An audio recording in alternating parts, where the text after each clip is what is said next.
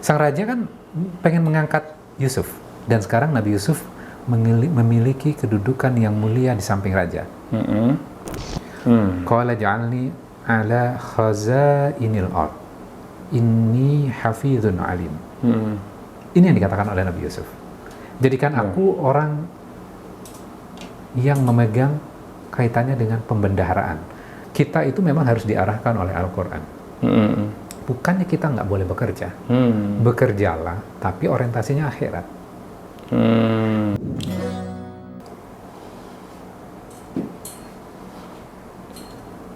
Assalamualaikum Pak Ustadz. Waalaikumsalam warahmatullahi wabarakatuh. Ini seru nih Pak Ustadz nih. Apa tuh yang seru? Hijrah nih. Sebenarnya ini obrolan sudah sama teman-teman tuh udah 3 tahun terakhir kan kita juga sering lihat dengan kajian yang akhirnya mungkin usia juga kali ya, saya udah di tahap 40, banyak informasi kajian juga bahwa ternyata 40 sebentar lagi nih ya, udah saatnya udah bukan lagi fokus ke dunia nih, udahlah fokus ke akhirat gitu, karena harus dari usia 40 kan memang harus ke agama lah gitu kan. Akhirnya banyak orang yang banting setir, udah selesai resign dari kerja juga karena ternyata memakan waktu banget gitu, jadi fokus ke agama lah. Jadi kita belajar agama sekarang. Tapi ujung-ujungnya di situ yaitu kadang ekonomi, jadi apakah itu ujian atau gimana ya, ekonominya ngedrop, jadi goyang juga, serba salah nih, kejar ini atau gimana nih. Oke. Nah, bener nggak arah terutama ya saya dan teman-teman seperti itu tuh, untuk meninggalkan fokusnya udah bergeser ke akhirat, dunianya ya akhirnya udah cabut dari pekerjaan. Tapi ya itu tetap belum ada solusinya nih, ekonomi ngedrop seperti itu. Oke. Gimana itu Ustaz? Oke, menarik nih.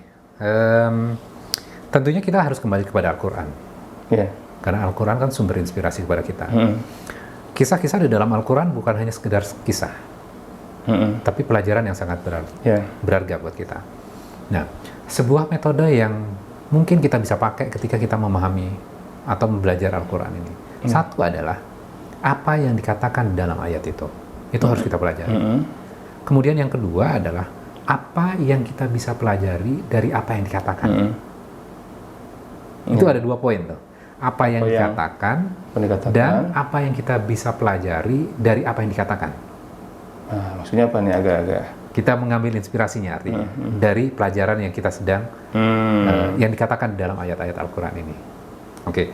Nah, untuk menjawab itu persoalan di awal tadi, silakan dibaca ayat 54 dan ayat 55. Surat Yusuf ini ya. Ya. Dan raja berkata, bawalah Yusuf kepadaku agar aku memilih dia sebagai seorang yang rapat kepadaku. Maka tak kala raja telah bercakap-cakap dengan dia berkata, sesungguhnya kamu mulai hari ini menjadi seorang yang berkedudukan tinggi, lagi dipercayai pada sisi kami. Oke. Sang raja kan pengen mengangkat Yusuf, dan sekarang Nabi Yusuf memiliki kedudukan yang mulia di samping raja. Tapi pekerjaannya apa? Job desk-nya apa? Ya orang yang dekat saja. Kemudian Nabi Yusuf memberikan sebuah respon di ayat 55. Silakan dibaca. Berkata Yusuf, di ayat berikutnya itu berkata Yusuf, jadikanlah aku bendahara negara Mesir. Sesungguhnya aku adalah orang yang pandai menjaga. Jadi sesungguhnya aku adalah orang yang pandai menjaga, lagi berpengetahuan. Oke. Qala ja'alni ala khazainil ard inni hafizun alim. Ini yang dikatakan oleh Nabi Yusuf. Jadikan aku orang yang memegang kaitannya dengan pembendaharaan. Dan pada saat itu adalah posisi yang penting. Satu level di bawah sang raja. Satu level di bawah raja. Jadi kenapa Nabi Yusuf mengatakan itu? Qala ja'alni ala khazainil ard. Jadikan aku bendaharawan di negeri Mesir. Nabi Yusuf bukan hanya mau cuma dekat kepada raja, tapi apa? Pengen action dengan melakukan sebuah pekerjaan yang mengatur urusan kerajaan. dan memiliki impact kaitannya dengan rakyatnya pada saat itu. Pertanyaannya sekarang, di negeri Mesir pada saat itu dipimpin oleh seorang raja yang muslim atau kafir? Mesir itu Firaun ya Pak ya? Ya, pada saat itu. Ya, inilah Non muslim kan? Iya, bukan Islam. Non muslim. Rakyatnya pada saat itu banyakkan muslim atau non muslim? Non muslim ya. Non muslim. Bukan ya muslim. Oke. Berarti dipimpin oleh raja yang non muslim dan rakyatnya sebagian besar itu non muslim. Kalau kita kan berpikir seperti ini ya. Kalau orang yang hijrah, orang yang dekat agama, dan kita bisa belajar dari ayat ini. Nabi Yusuf kan orang yang dipilih oleh Allah menjadi nabi. Harusnya kan berpikirnya adalah ya dunia, ya akhirat aja dong, jangan dunia. Ya, dia malah kerja ya. Ini malah kerja. Di non-muslim lagi. Dan melakukan pekerjaan yang hasilnya akan dinikmati oleh non-muslim. Ya kan? Ya. Artinya apa? Bahwa muslim itu harus melakukan sebuah action, pekerjaan, dan pekerjaannya juga memiliki impact yang baik buat muslim dan kepada non-muslim juga. Itu poin penting tuh. Jadi kalau kita kan memahami, oh orang hijrah itu ya udah ibadah saja gitu. Ya kan nggak usah bekerja gitu loh. Kan dari adiat itu kita teman-teman tuh. Adiat udahlah kerja jadi lupa sholat gitu. Sekarang gantian nih, udah sholat aja dulu sekarang. Lupa kerja. Lupa kerja itu gimana tuh posisinya? Okay. Nah, makanya kita itu memang harus diarahkan oleh Al-Quran. Bukannya kita nggak boleh bekerja. Bekerjalah, tapi orientasinya akhirat. Nah, Nabi Yusuf di sini bekerja, padahal levelnya adalah nabi loh. Harusnya tugasnya, kalau kita kan berpikir ya harusnya tugasnya berdakwah saja. Iya, mengajak orang kepada jalan yang benar. Iya. Iya kan? Dai gitu loh, berdakwah gitu. Aja, iya. Tapi di sini Allah abadikan loh. Malah jadi dia bekerja. Oh iya, jadi dia punya profesi. Bendaharawan, orang yang penting. Tapi sambil dakwah gitu. Ya. Dan kita lihat apakah dakwah secara langsung di sini? Nah, tidak. Iya.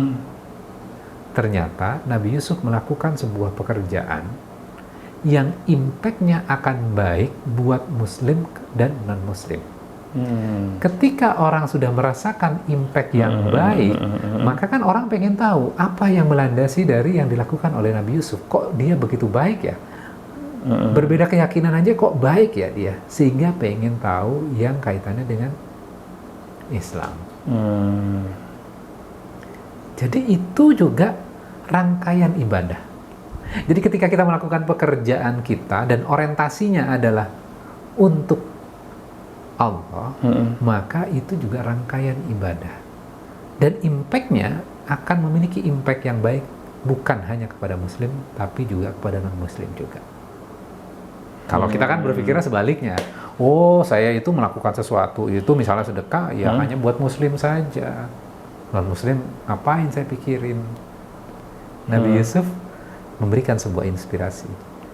Tadi saya katakan di awal, kita bisa belajar dari apa yang dikatakan di dalam ayat yang sedang kita pelajari.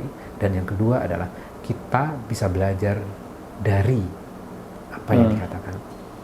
Ya karena sensitif zaman sekarang tuh, saya takutnya gini, berlemah lembut ke non-muslim, terus jangan kalian itu gimana sih, baik ke non-muslim, baik ke saudara sendiri yang muslim, terlantar. Itu kadang-kadang kita di posisi itu tuh. Ya.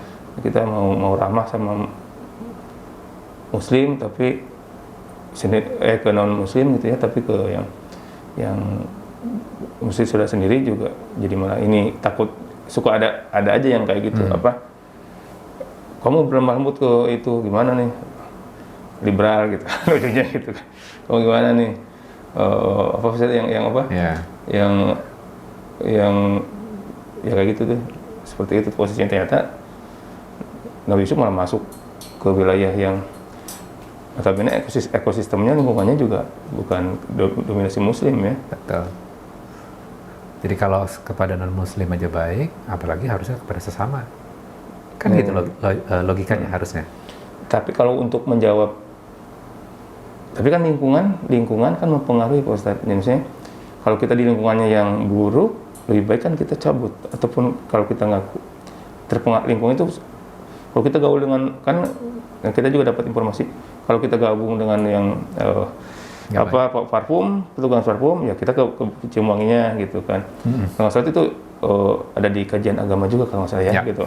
Nah, sekarang kita masuk ke wilayah yang banyak non muslim, takutnya jangan-jangan kita terpengaruh oleh non muslim itu. Itu seperti apa itu? Pertanyaan menarik nih.